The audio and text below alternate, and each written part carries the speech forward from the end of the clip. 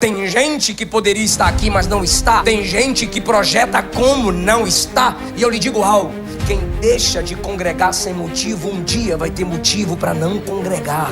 Sempre tem os conselhos daqueles que pensam que são aconselhadores, mas na verdade são atormentadores, porque nunca sofreram na vida. Não tem vivência, não tem experiência, mas tem um pouquinho de seguidor no Instagram, é influencer.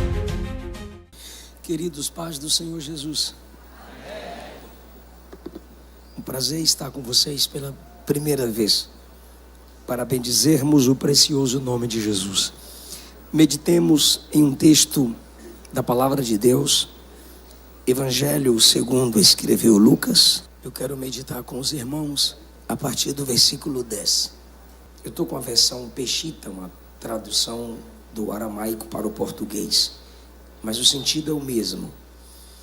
Enquanto Jesus ensinava durante um dia de repouso em uma das sinagogas, encontrava-se no lugar certa mulher que tinha um espírito de enfermidade há 18 anos. Andava encurvada porque não podia se endireitar por completo. Então Jesus, ao vê-la, chamou-a e lhe disse: mulher, tu estás livre da tua enfermidade. E lhe impondo a mão, ela se endireitou imediatamente e glorificava a Deus. Mas o dirigente da sinagoga, indignado por Jesus ter curado no dia de repouso, disse às multidões: 6 dias há nos quais é necessário trabalhar. Vireis durante estes para serem curados, e não em dia de repouso. Mas Jesus lhe respondeu dizendo: hipócritas, não solta cada um de vós seu boi, o seu jumento do estábulo no dia de repouso, para levá-lo a beber? E esta que é filha de Abraão, a quem o adversário apreendia por 18 anos, não devia ser solta desta prisão no dia de repouso? Ao dizer ele isto, todos os seus adversários se confundiam, mas todo o povo se regozijava por todas as coisas extraordinárias que se realizavam por meio dele. Tomai o vosso assento. O Evangelho segundo escreveu Lucas é evangelístico, pois ele escreve a um homem gentil, cuja influência romana, ou entre os romanos, é grande. Lucas se vale dessa estratégia para que a vida, obras, morte, ressurreição e pregações de Jesus sejam divulgadas entre os que não são judeus. Esse homem para quem Lucas Atos é escrito e é enviado tem capacidade, tem condições de fazer com que esses textos sejam anunciados, espalhados e até financiados, pois era muito caro se manter o registro do que Lucas se dedicou a fazer com muita pesquisa e detalhes. Lucas é um teólogo evangelista. Ele caminha pelas doutrinas do Antigo Testamento, fazendo-as serem enxergadas na pessoa de Jesus. Ao mesmo tempo, evangelista, pois ele seleciona as histórias para alcançar o coração de quem ainda não conhece Jesus. No capítulo 13, a Bíblia diz que Jesus está em uma das sinagogas, versículo de número 10.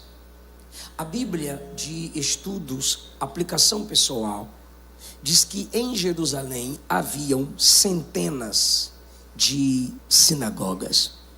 E Jesus estava em uma delas pregando.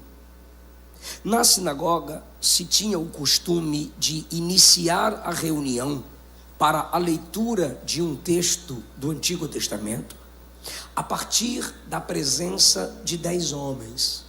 10 homens reunidos, que eram líderes, mestres, se poderia então abrir um texto do Antigo Testamento, óbvio, e expressá-lo através da leitura, como aconteceu em Lucas capítulo 4. O segundo costume da sinagoga é, se ali tem um mestre, um rabi, um pregador reconhecido pela sociedade, a ele é dada a oportunidade para ensinar. Nesse momento, Jesus está lá. Como um bom judeu, estudioso, mestre, ele está no ambiente da instrução bíblica. E agora, sendo judeu, precisa estar ali no dia de sábado. Sendo mestre, sabiam que ele teria algum tipo de instrução para dar aos que estavam ali presentes. Porém, vocês sabem, onde Jesus chegava, sempre uma multidão o acompanhava. Versículo de número 17 fala que o povo se regozijava. Que povo é esse? Jesus, por onde andava, atraía multidões. Pessoas afluíam para o ambiente ou para perto do ambiente. Ainda se tratando da sinagoga, era como uma extensão do templo. Nós, assembleanos, e aqui tem gente que veio das Assembleias de Deus, sabe do que eu estou dizendo. Nós temos o costume de ter a sede e as congregações. Não sei se é o mesmo sistema nessa igreja.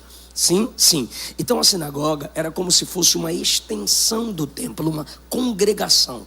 Só que no templo se ofereciam sacrifícios e o espaço muito maior. Na sinagoga, se 10 homens se reúnem, o culto já poderia se iniciar.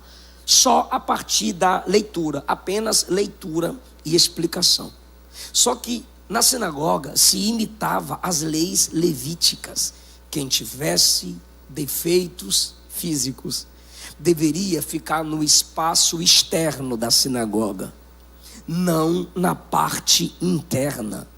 Era como se fosse a sacralidade do ambiente, a santificação do lugar. Pronto, já entendemos um pouco sobre a sinagoga, que foi criada durante o cativeiro. Quando o povo é levado de Jerusalém para o cativeiro, eles tiveram desejo de ter um espaço, um ambiente para cultuar, para aprender sobre Deus, para que as raízes de sua fé não se destruíssem. Então, no cativeiro se criou pequenos locais para que se houvessem reuniões de pessoas interessadas em resgatar, estudar, não abandonar a palavra de Deus. Agora, repito, haviam muitas, e Jesus está pregando em uma sinagoga. Logo, quando Jesus escolhe uma sinagoga para estar presente, e a ele é dada a oportunidade para falar, o texto diz no versículo 11: encontrava-se ali uma mulher encurvada. Perceba que eu disse, haviam várias. Jesus, o som está bom. Está incomodando os irmãos o som? Para mim está ótimo, muito obrigado. Se puder manter o retorno, eu agradeço. Haviam muitas. Jesus está pregando em uma, e lá está uma mulher encurvada. Essa mulher, há 18 anos, é encurvada não simplesmente por uma enfermidade comum. A Bíblia diz que um espírito mau, um espírito maligno, a mantinha encurvada. Se a sinagoga é um exemplo de uma congregação, pois era uma extensão do templo chamado sede, essa mulher escolheu a sinagoga em que Jesus estava. Ela poderia ir em qualquer outra sinagoga, mas naquele dia ela disse: eu vou naquela em que Jesus está. Tudo pode acontecer quando você está no mesmo ambiente em que Jesus está. E não é porque o ambiente é religioso que Jesus ali está. Pois Apocalipse diz que existem sinagogas de Satanás. Se a sinagoga é um ambiente religioso, mas é de Satanás, é porque ali Cristo não é o centro. Ali Cristo não é glorificado. Pastor, como sei então, se pelo fato de eu estar num ambiente religioso, pensando que estou num ambiente onde Jesus está, eu não estou na sinagoga de Satanás? Diz o texto que Jesus ensinava, onde a pregação verdadeira da palavra é priorizada. Nessa sinagoga Jesus está. Onde se não é obrigado a fechar a Bíblia, ali Jesus está. Onde se é inspirado, instruído, meditarmos nas Escrituras, Cristo está, pois Ele nunca estará onde não há espaço para a sua palavra. Jesus ensinava. Eu já disse a alguns hereges da nossa geração: se você abrir a Bíblia na sua igreja, a porta dela fecha. Por quê? Porque acostumou o público que o segue só com profecias e promessas de bênçãos e milagres, mas sem nunca, e eu creio nos dons, tá? Não me estressa não. Só que a valorização das Escrituras não é permanente naquela igreja. É sinagoga de Satanás.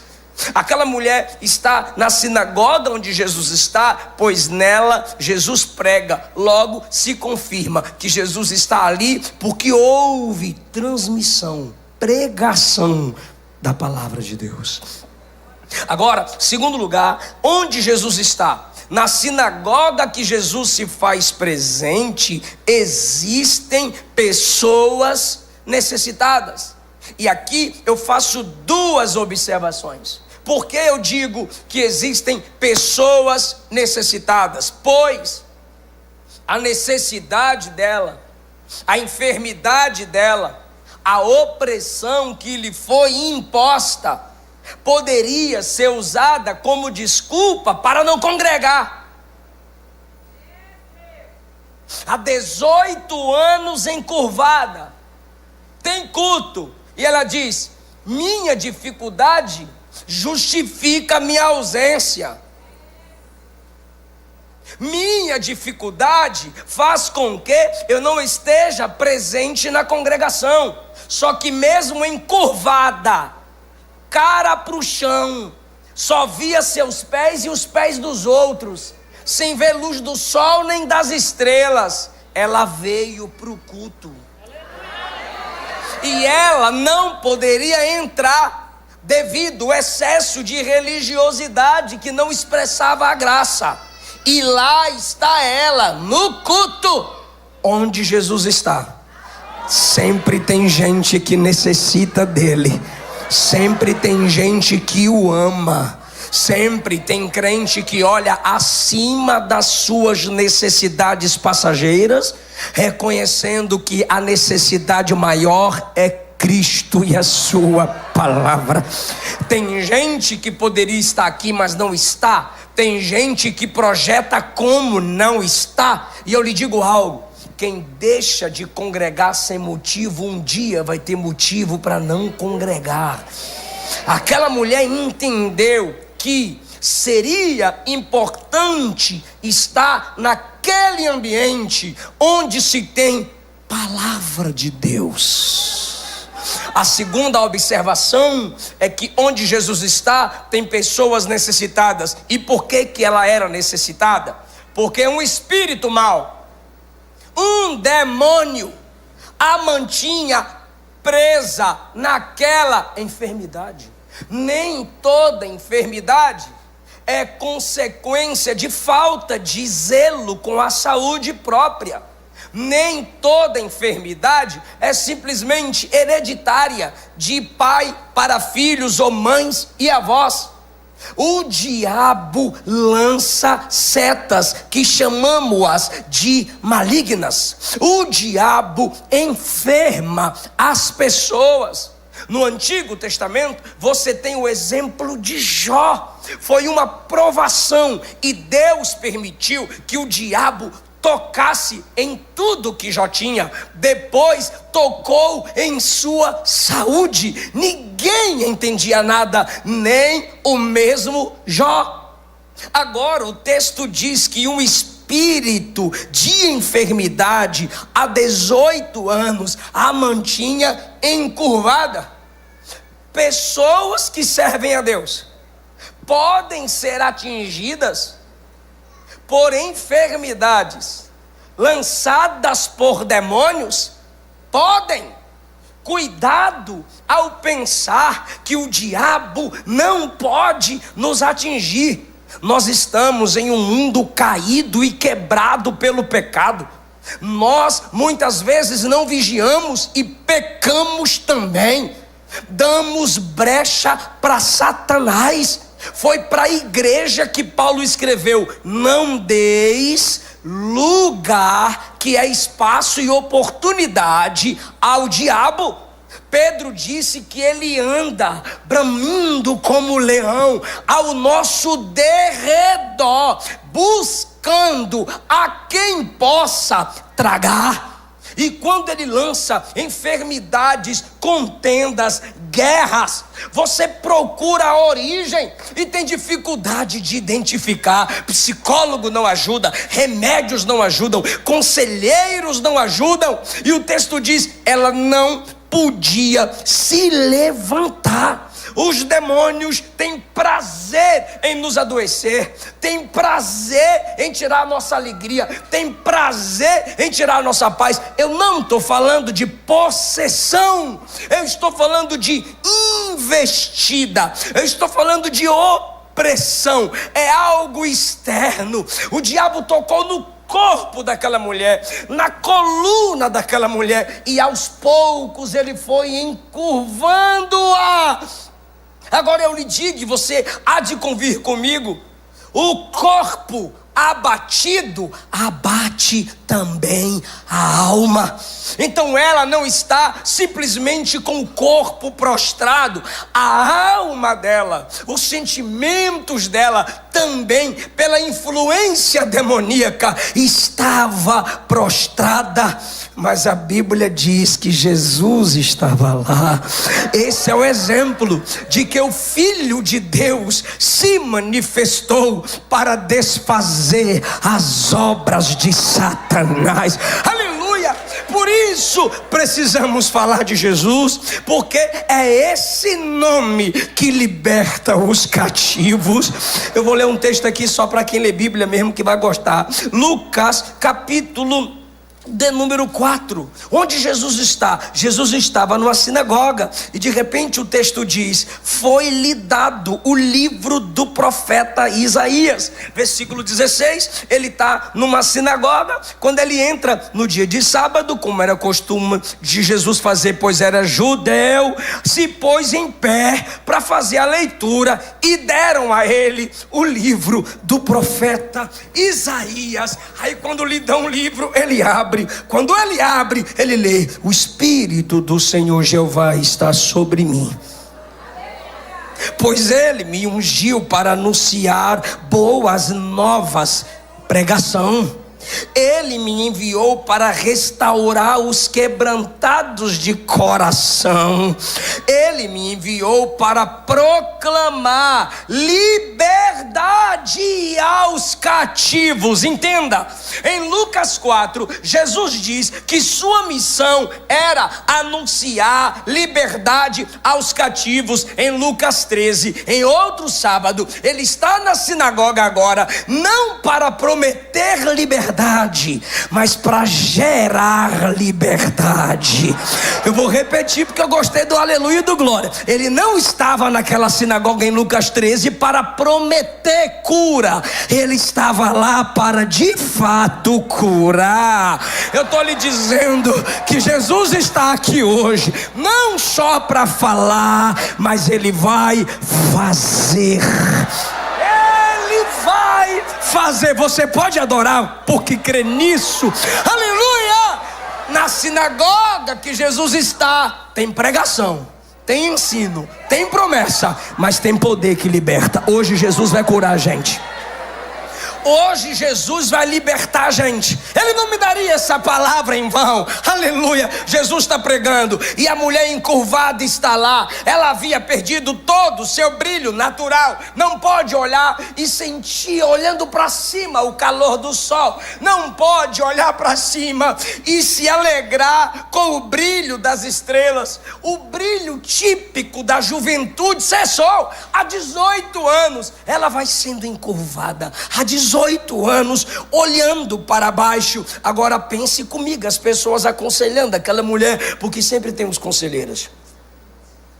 Sempre tem os conselhos daqueles que pensam que são aconselhadores, mas na verdade são atormentadores, porque nunca sofreram na vida.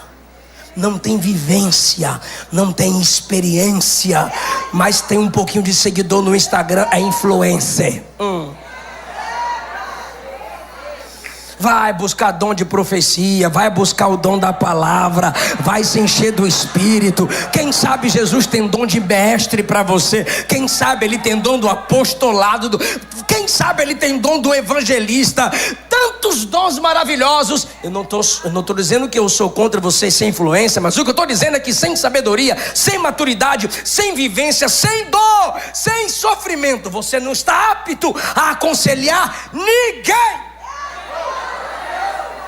Agora imagine a família dela aconselhando ela. Você não está vendo que você está com o ombro torto? Não, maninha. Você não está vendo que você está andando torta? Não, menina. Anda direito.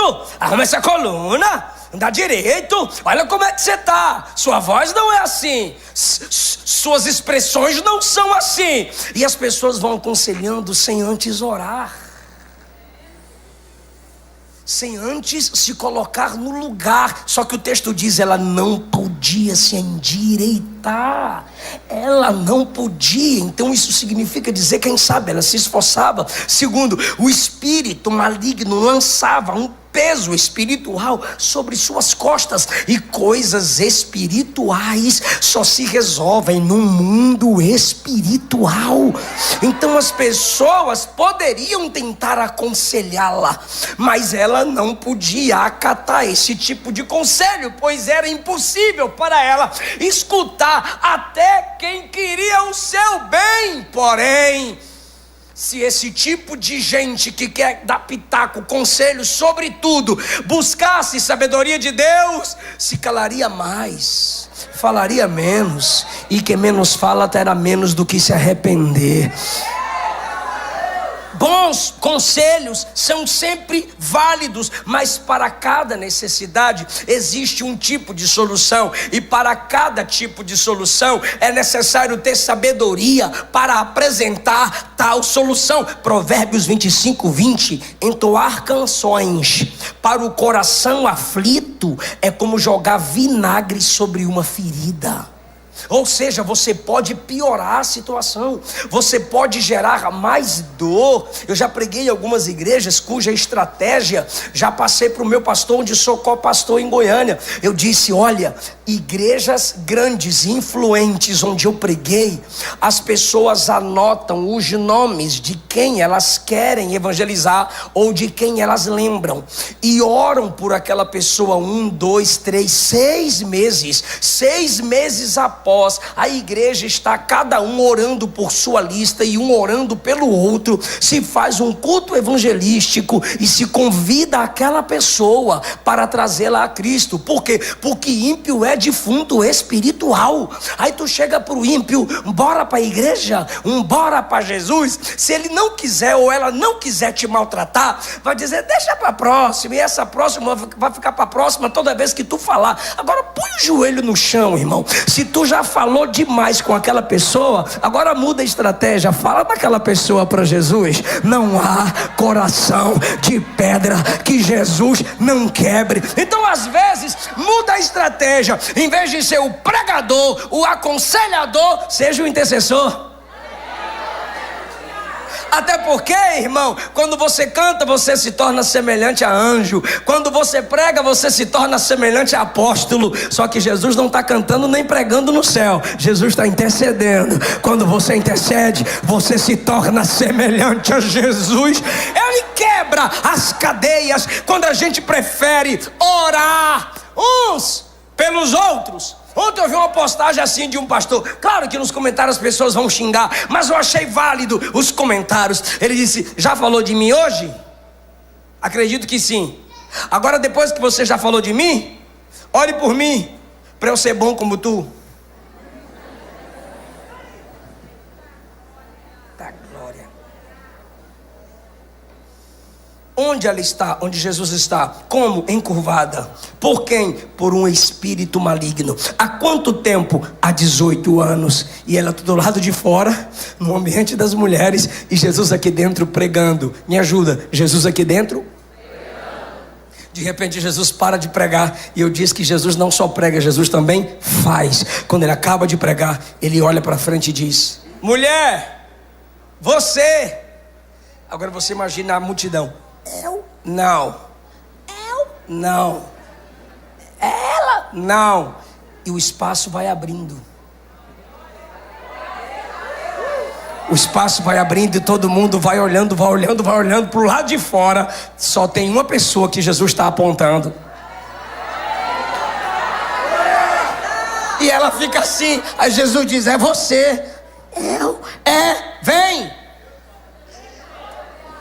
Ele continua na posição de pregador e ela continua encurvada ouvindo a palavra. E ele diz, vem cá. Lá vem ela, toda torta.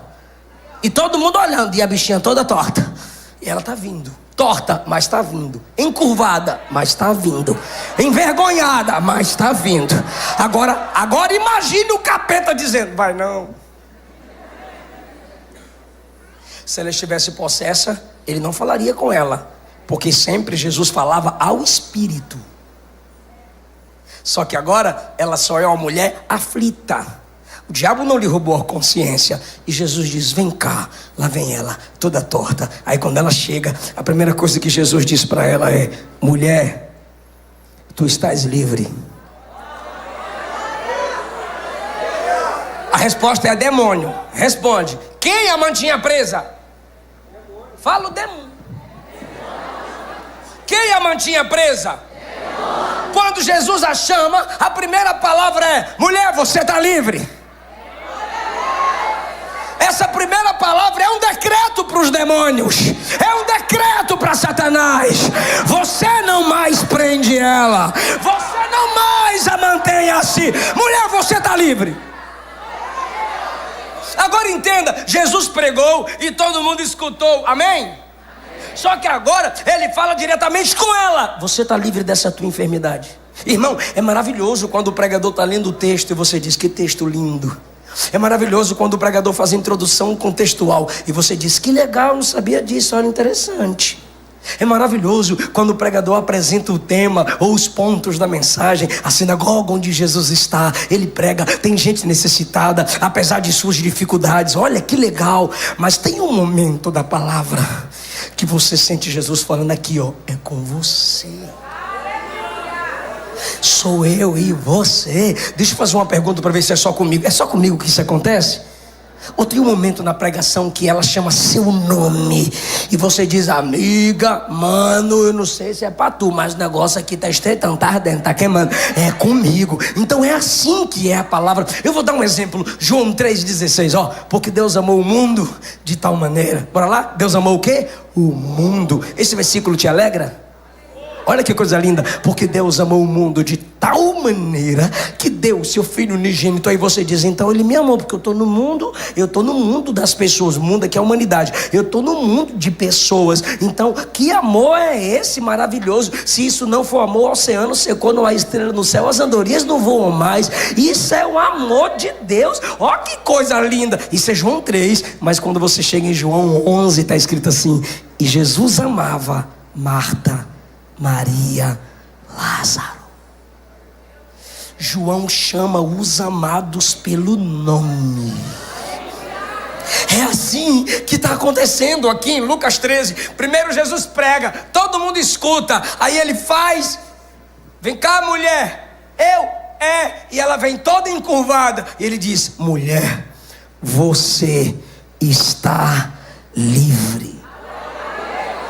Não apenas ela está recebendo a palavra, mas o mundo espiritual está recebendo uma ordem daquele que veio para desfazer as obras de Satanás. Só que é o seguinte: tem como projetar para mim o versículo 13, por favor?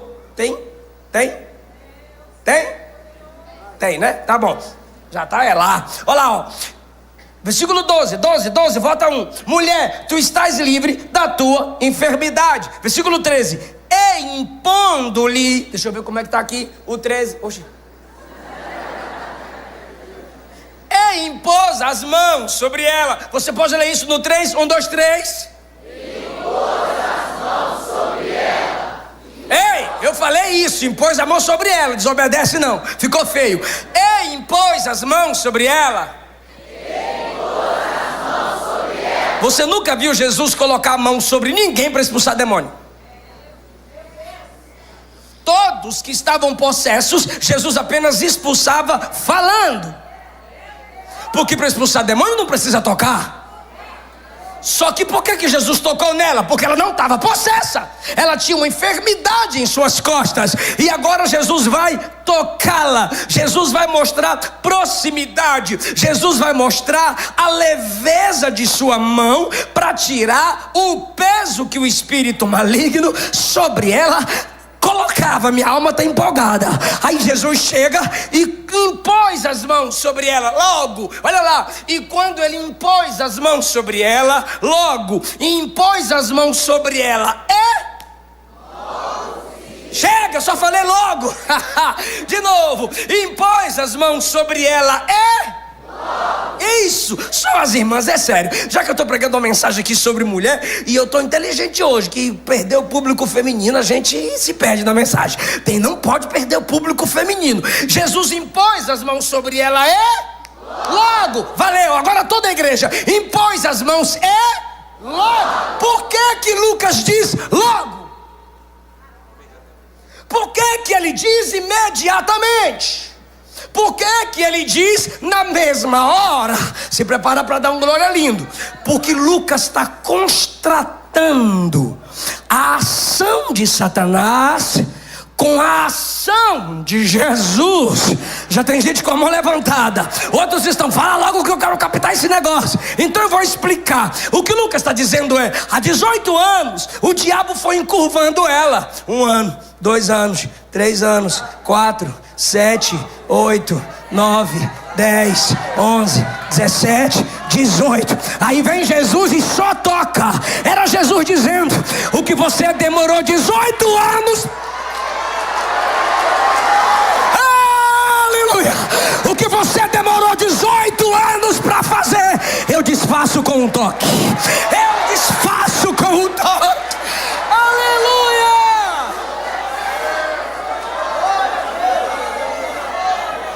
Então, pelo amor de Deus, vem comigo, fica comigo na palavra. Jesus falou com demônios, diga sim. Fala sim. Ele falou lá em Gadara, ele falou com o capeta em Mateus 4. Então responde: Jesus falou com o diabo? Sim. Atos 16, a mulher cheia de capeta, e Paulo falou com o espírito maligno: sai dela. Então Paulo falou com o espírito maligno: sim, sim. Então se Jesus falou e Paulo falou, eu também quero falar aos demônios que estão oprimindo servas e servas de Deus. Eu também quero falar aos demônios que estão oprimindo famílias dos servos de Deus. Construa suas marmoras, ó demônio dos infernos. Lance suas fundações bem profundas. Pode trazer suas camadas de granito ao ponto de ninguém poder se movimentar. Na hora certa, Jesus chega e arrebenta. Jesus chega e quebra. Jesus chega e liberta. E conhecereis a verdade, e a verdade vos libertará. Se pois o Filho vos libertar completa, verdadeiramente sereis.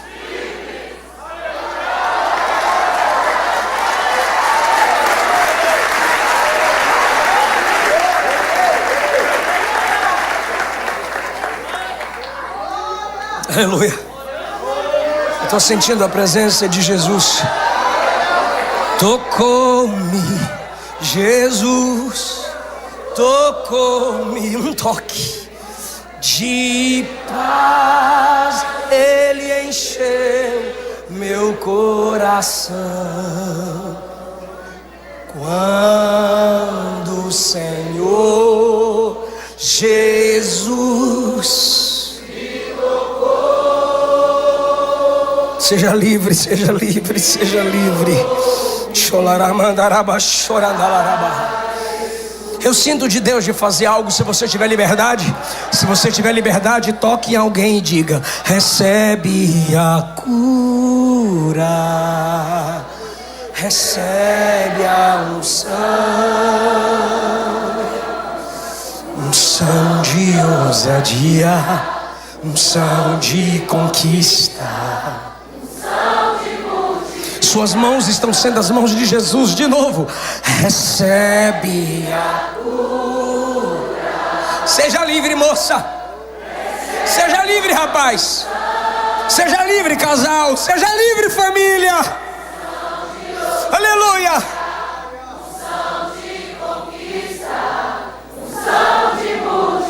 Aleluia. 1 João 2,13. Paz eu vos escrevo porque vocês conhecem aquele que é desde o princípio. Jovens, eu vos escrevo porque vencestes o maligno. Sois forte, a palavra de Deus está em vós e já vencestes o maligno. Aleluia. Eu sinto a presença de Jesus nessa palavra. Eu estou falando que eu sinto a presença de Jesus que liberta nessa palavra.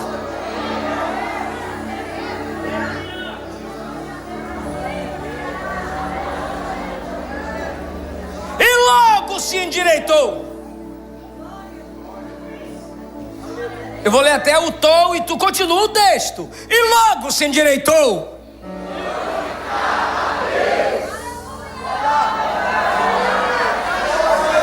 Meu corpo está encurvado, mas ainda tem glória a Deus aqui dentro. Aquele glória a Deus estava entalado. Aquele glória a Deus estava depositado dentro dela. E quando Jesus a cura, ela glorifica. Ela glorifica. Se prepara, Ele não mudou. Ele é o mesmo ontem, hoje, eternamente. Ele não está aqui fisicamente, mas na pessoa bendita do Espírito Santo, que não se limita a espaço físico, Ele está. E glorificava a Deus. Ó, enquanto a mulher estava encurvada, ninguém fez nada. Enquanto o demônio a oprimia, ninguém fez nada. Mas quando ela se levanta, glorificava a Deus. É glorificava, não é amém, aleluia, tchau. Não, é glorificava. Ela não está nem aí para os críticos, ela quer adorar. E enquanto ela glorificava, ela gerou barulho na sinagoga, irmão. Aí os gelados Ó, 14. E tomando a palavra o príncipe da sinagoga, indignado porque Jesus curava no sábado. Meu Deus do céu. Eu não vou nem explicar porque Jesus explica. Jesus curava no? Que era o dia do? Quer dizer que ele pode descansar, a mulher não. E o verdadeiro descanso estava lá, que é o nosso descanso hoje, que é numa pessoa. Vinde a mim todos os cansados e sobrecarregados. Aí o cara se indignou: eu sou o líder nessa sinagoga, ele é só um pregador, quem manda aqui sou eu, o chefe aqui sou eu. Aí ele vai dar uma indireta, porque uma mulher foi curada, uma mulher foi curada, uma mulher estava fazendo barulho.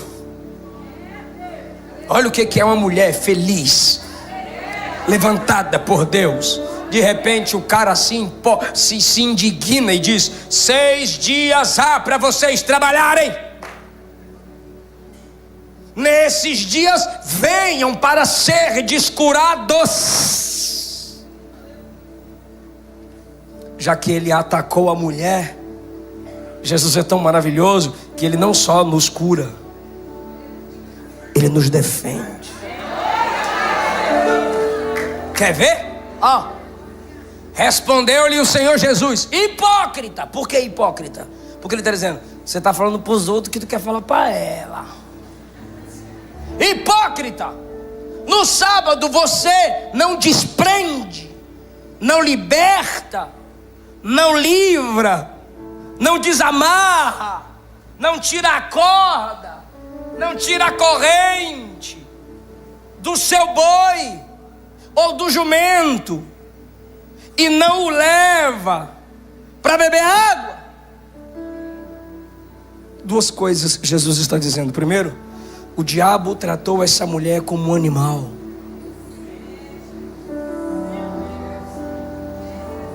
Mas eu a tratei. Daqui a pouco eu falo. O diabo a tratou como um animal. Segunda coisa que Jesus está falando é: para vocês, o animal vale mais do que ela. Porque você solta o boi e solta o jumento, mas não corou por ela, nem colocou ela para dentro. Olha a conclusão de Jesus. Olha a conclusão de Jesus. Se tu pode libertar boi e jumento, logo eu posso libertar ela.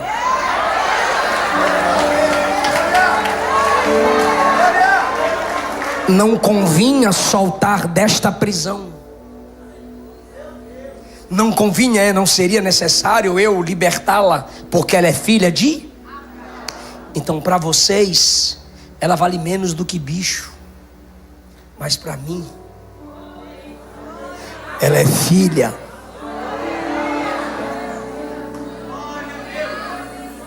Sabe o que Jesus estava dizendo? Ela tem fé. Ela herdou a fé.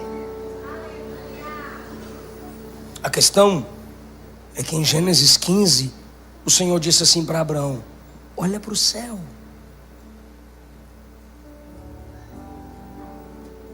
E agora, Senhor, conta as estrelas.